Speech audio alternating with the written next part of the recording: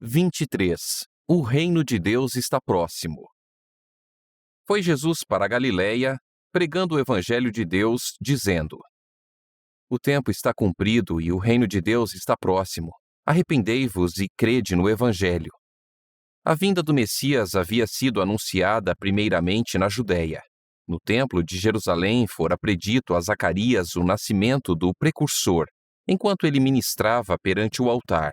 Nas montanhas de Belém, os anjos proclamaram o nascimento de Jesus. Os magos foram a Jerusalém em busca dele. Simeão e Ana testificaram de sua divindade no templo. Jerusalém e toda a Judéia ouviram a pregação de João Batista, e os representantes do Sinédrio, juntamente com a multidão, escutaram seu testemunho quanto a Jesus. Na Judéia, Cristo recebera os primeiros discípulos. Ali ocorrera grande parte do início de seu ministério. A manifestação de sua divindade na purificação do templo, seus milagres de cura, as lições da verdade divina que saíram de seus lábios, tudo proclamava aquilo que depois da cura de Betesda ele havia declarado perante o Sinédrio. Ele era o Filho do Eterno. Se os líderes de Israel tivessem recebido a Cristo, ele os teria honrado como seus mensageiros para levar o Evangelho ao mundo. Foi dada, primeiramente a eles, a oportunidade de se tornarem pregadores do reino e da graça de Deus. Mas Israel não conheceu o tempo de sua salvação. A inveja e as desconfianças dos líderes judaicos se tornaram em ódio aberto, e o coração do povo se desviou de Jesus. O Sinédrio havia rejeitado a mensagem de Cristo e planejava matá-lo. Portanto, Jesus partiu de Jerusalém, afastou-se dos sacerdotes, do templo, dos líderes religiosos e do povo que fora instruído na lei e se voltou para outra classe, para proclamar sua mensagem e redimir os que levariam o evangelho a todas as nações. Assim como a luz e vida dos seres humanos foi rejeitada pelas autoridades eclesiásticas nos dias de Cristo, ela tem sido rejeitada também em cada geração subsequente. Muitas vezes a história da retirada de Cristo da Judéia tem se repetido. Quando os reformadores, do século XVI, pregavam a palavra de Deus, não tinham nenhuma intenção de se separar da igreja estabelecida. Entretanto, os líderes religiosos não toleravam a luz, e os que a conduziam eram forçados a buscar outra classe, a qual estava ansiosa pela verdade. Em nossos dias, poucos dos supostos seguidores da reforma protestante agem de acordo com o espírito dela. Poucos estão escutando a voz de Deus e estão prontos a aceitar a verdade, seja qual for a maneira pela qual se apresente. Com frequência, os que seguem os passos dos reformadores são forçados a se retirar da igreja que amam para proclamar o claro ensino da palavra de Deus. Em muitos casos, os que estão à procura da luz são, pelos mesmos ensinos, obrigados a deixar a igreja de seus pais a fim de prestar obediência.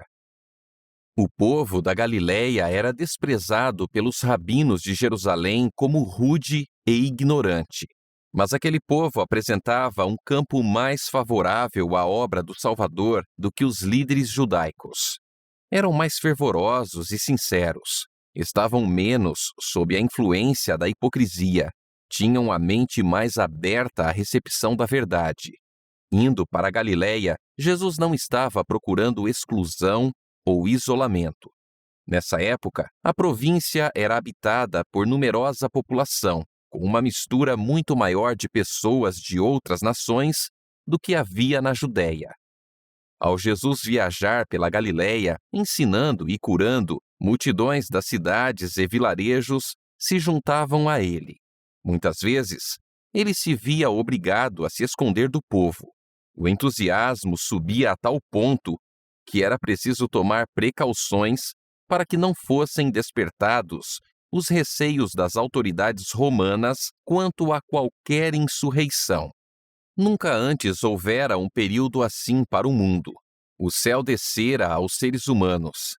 Corações famintos e sedentos que haviam por tanto tempo esperado a redenção de Israel se alegravam então na graça de um misericordioso Salvador. A ênfase da pregação de Cristo era: o tempo está cumprido e o reino de Deus está próximo. Arrependei-vos e crede no Evangelho. A mensagem evangélica, segundo era anunciada pelo próprio Salvador, era fundamentada nas profecias.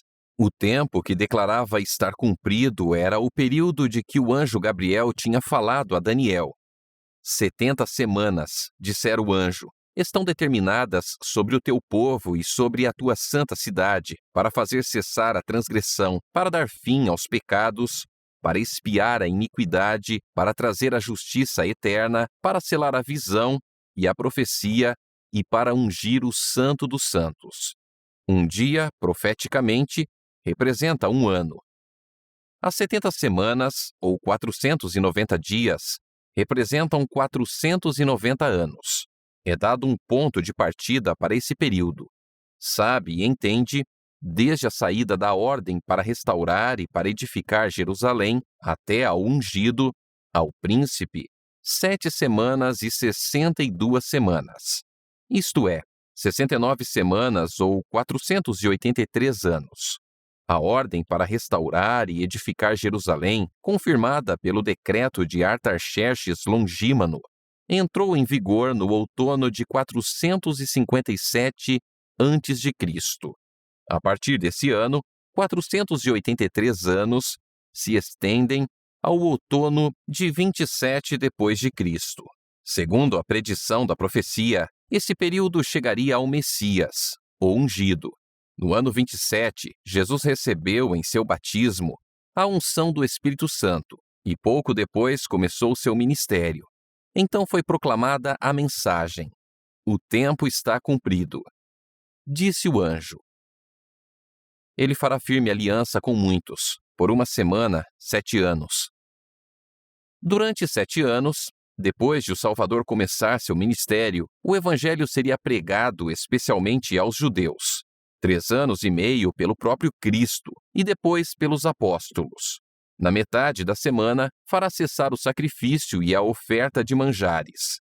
Na primavera de 31 depois de Cristo, Cristo, o verdadeiro sacrifício, foi oferecido no Calvário. Então o véu do templo se rasgou em 2 partes, mostrando que a sacralidade e o significado do serviço sacrificial desapareceram. Havia chegado o tempo de cessar o sacrifício terrestre e as ofertas.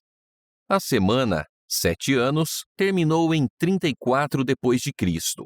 Então, pelo apedrejamento de Estevão, os judeus finalmente selaram sua rejeição do Evangelho. Os discípulos espalhados pela perseguição iam por toda a parte pregando a palavra, e pouco depois, Saulo, o perseguidor, se converteu e se tornou Paulo, o apóstolo dos gentios. O tempo da vinda de Cristo, sua unção pelo Espírito Santo, sua morte e a pregação do Evangelho aos pagãos foram precisamente indicados. O povo judeu teve o privilégio de compreender essas profecias e reconhecer seu cumprimento na missão de Jesus. Cristo insistia com seus discípulos quanto à importância do estudo profético.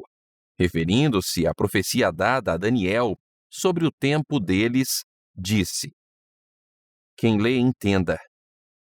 Depois de sua ressurreição, explicou aos discípulos, passando por todos os profetas, o que a seu respeito constava em todas as Escrituras.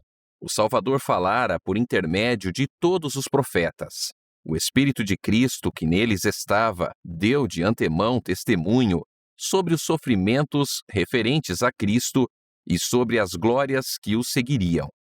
Foi Gabriel, o anjo que ocupa a posição imediatamente abaixo do Filho de Deus, que veio com a divina mensagem a Daniel.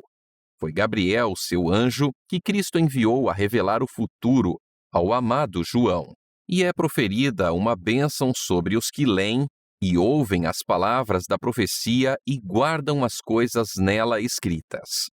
O Senhor Deus não fará coisa alguma sem primeiro revelar o seu segredo aos seus servos, os profetas. Ao passo que as coisas encobertas pertencem ao Senhor nosso Deus, as reveladas nos pertencem, a nós e a nossos filhos para sempre. Deus nos tem dado essas coisas, e sua bênção acompanhará o estudo reverente das Escrituras proféticas, feito com oração. Assim como a mensagem do primeiro advento de Cristo anunciava o reino de sua graça, a mensagem de sua segunda vinda anuncia o reino de sua glória. E a segunda mensagem, tal como a primeira, está fundamentada nas profecias. As palavras do anjo a Daniel em relação aos últimos dias deviam ser compreendidas no tempo do fim. Nessa ocasião, muitos o esquadrinharão, o livro de Daniel, e o saber se multiplicará. Os perversos procederão perversamente e nenhum deles entenderá, mas os sábios entenderão. O próprio Salvador apresentou os sinais de sua vinda e disse: Quando virdes acontecerem estas coisas, sabei que está próximo o reino de Deus. Acautelai-vos por vós mesmos, para que nunca vos suceda que o vosso coração fique sobrecarregado com as consequências da orgia, da embriaguez e das preocupações deste mundo, e para que aquele dia não venha sobre vós repentinamente. Vigiai, pois, a todo tempo, orando para que possais escapar de todas estas coisas que têm de suceder e estar em pé na presença do Filho do Homem. Chegamos ao período predito nessas passagens. É chegado o tempo do fim. As visões dos profetas estão reveladas, e suas solenes advertências nos mostram que a vinda de nosso Senhor em glória está próxima. Os judeus interpretaram e aplicaram mal a palavra de Deus, e não conheceram o tempo de sua oportunidade de salvação. Passaram os anos do ministério de Cristo e seus apóstolos, os últimos anos de graça para o povo escolhido, tramando a destruição dos mensageiros do Senhor. Eram absorvidos por ambições terrestres, e o reino espiritual lhes foi oferecido em vão. Da mesma forma, hoje o reino deste mundo absorve os pensamentos das pessoas, e não observam o veloz cumprimento das profecias e os indícios de que o reino de Deus se aproxima rapidamente. Vós, irmãos, não estais em trevas, para que esse dia como ladrão vos apanhe de surpresa, porquanto vós todos sois filhos da luz e filhos do dia. Nós não somos da noite, nem das trevas. Embora não saibamos a hora da volta de nosso Senhor, podemos saber quando está próxima. Não durmamos como os demais.